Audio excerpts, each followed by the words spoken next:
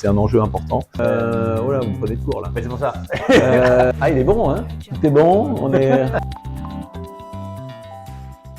Bon, bonjour Jacques, merci. Bonjour François. Merci de venir nous voir à Dijon. Merci de venir sur le podcast de Fordata. Est-ce que déjà vous pouvez vous présenter? Oui, donc Jacques Gouasque, j'ai 55 ans. Je suis directeur général de la FF3C, du syndicat FF3C, depuis le mois de janvier 2025. Et en quoi consiste le rôle du coup de délégué de la fédération? Alors le principe, c'est donc de diriger donc le syndicat. On dirige une équipe de 6 personnes, qui principalement, donc on a 2 juristes, une secrétaire générale, et 2 personnes qui sont à l'administratif et une alternante qui elle travaille sur la partie marketing et surtout la partie communication. Voilà. Okay. Ça c'est l'interne, et puis ensuite c'est la relation qu'on va avoir avec l'ensemble de nos adhérents. Au nombre de aujourd'hui? Au nombre de, il y a un peu moins de 800 adhérents en France, et donc on fait vivre cette structure avec un comité directeur, une assemblée générale, un comité directeur, et on a également des liens avec les syndicats territoriaux qui sont représentatifs du syndicat au niveau des territoires. Les distributeurs de combustibles ont été fortement bousculés par l'actualité. On tourne l'émission en avril 2026. Est-ce que vous pouvez nous en dire un mot? Comment ils ont vécu cette entrée en guerre des États-Unis en Iran? Et aujourd'hui, voilà, un mois et demi après. Alors, ça a été très anxiogène pour tout le monde, ça l'est encore, puisqu'on est encore dans cette période de conflit. La vraie difficulté, donc on a eu sur le début du mois de mars, début du conflit, les adhérents ont beaucoup travaillé, ils ont eu beaucoup de commandes très rapidement. Je pense qu'il y a eu l'effet panique, de dire attention, il y aura peut-être plus de produits, et quel que soit le prix, il nous faut du produit pour travailler. Et puis très vite, on s'est rendu compte que donc les prix ont augmenté de manière assez forte, et la demande est vite raréfiée. Donc il y a eu une vraie baisse, et aujourd'hui on est plutôt avec un produit qui est peu vendu, même si aujourd'hui il y a des activités qui ont à nouveau besoin donc de produits. C'est le cas du monde agricole, puisqu'on est au mois d'avril, donc il y a beaucoup d'activités agricoles qui reprend, même si ça reste relativement à taux quand même en termes de demande. Bon, on a vu effectivement que la France est encore extrêmement dépendante du carburant, des énergies fossiles. Le détroit d'Ormuz se ferme et d'un seul coup c'est la panique en France.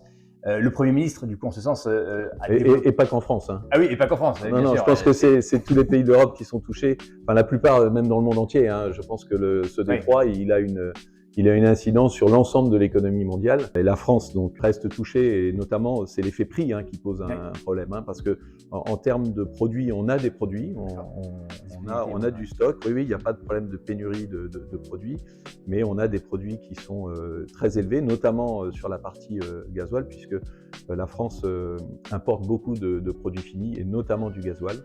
Et c'est ce qui explique aussi le fait qu'on ait un prix du gasoil qui soit plus élevé que celui de l'essence. Alors néanmoins, ça fait les affaires du gouvernement qui du coup lance un plan de résilience pour aussi sortir des énergies fossiles.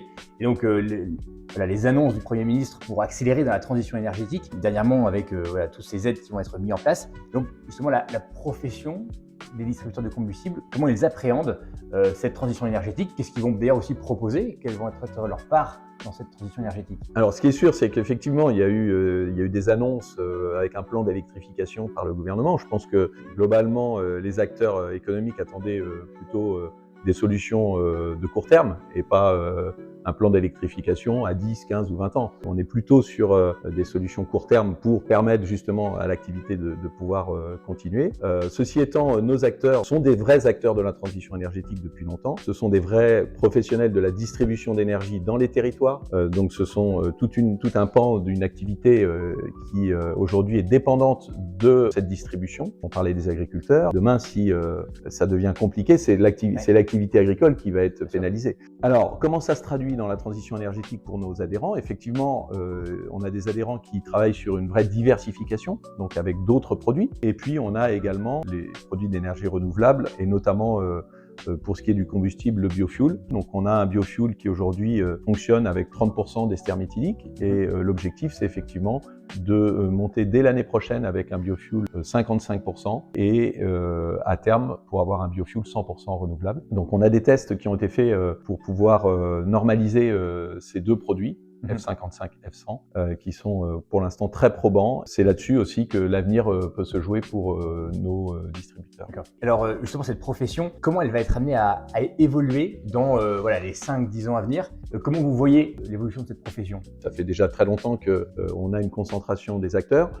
Du coup, on a des acteurs qui sont plus structurés. Ce sont souvent des tailles d'entreprise du coup un peu plus importantes, en tout cas avec des volumes de distribution qui sont plus importants. Après, on a une décroissance de produits sur les produits fossiles, ça de manière très claire, mais cette décroissance, elle est lente et régulière, et donc on aura encore besoin de produits fossiles dans les 5-10 ans qui viennent de toute façon. Se posera la question des derniers mohicans, voilà, donc quand il faudra aller livrer le dernier litre de fuel, c'est la raison pour laquelle nous on souhaite que l'État puisse accompagner nos entreprises dans cette décroissance, parce que derrière il y a des emplois, il y a des entreprises. Ces entreprises sont prêtes à se transformer, à évoluer, mais il faut qu'il y ait un accompagnement de l'État dans cette transition. Notamment là on pense aussi aux stations-service, dont les distributeurs de combustible sont souvent partenaires et parfois en ont même en propre dans le réseau. Ces stations-service, effectivement, elles nécessitent, pour vivre du passage, il faut qu'il y ait du produit, mais il faut qu'il y ait aussi une volonté de service.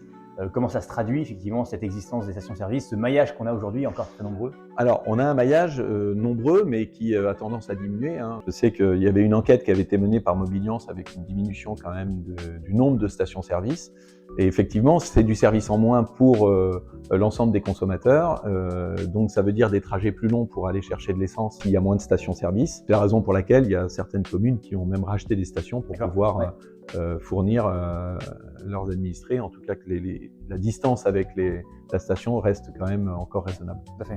Un dernier sujet, c'est par rapport à un gros sujet du moment et qui est très changeant, c'est l'intelligence artificielle. Comment la FF3C aujourd'hui apporte ce sujet auprès des adhérents de la profession? Comment il met ça sur la table et comment il les accompagne? On a fait nos rencontres professionnelles en 2025. On avait déjà commencé à tester un peu ce sujet auprès de nos adhérents, en tout cas ceux qui étaient présents lors des rencontres. Et on avait fait une table ronde où chacun avait pu un peu s'exprimer sur la manière dont il voyait l'utilisation de cette intelligence artificielle. Et on a souhaité pour les rencontres 2026 de cette année en faire un véritable atelier, de manière à ce qu'on puisse à la fois vulgariser le sujet, parce que bon nombre de nos entreprises ne connaissent pas réellement ce sujet.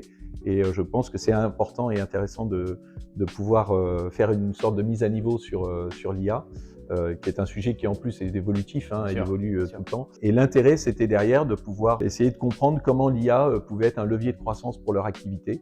Aujourd'hui, l'IA, elle a une capacité à pouvoir apporter des solutions concrètes dans le quotidien de nos distributeurs. Et du coup, on en a fait un vrai atelier et je pense que c'est un enjeu important parce que ça permettra à nos entreprises de pouvoir améliorer leur rentabilité dans un marché qui est compliqué. Donc, c'est important de pouvoir identifier ce type de solutions pour améliorer leur quotidien. Je remercie Jacques de nous avoir merci à vous. accordé ce temps. Merci. Et puis, bonne journée à Dijon. Merci, à très bientôt.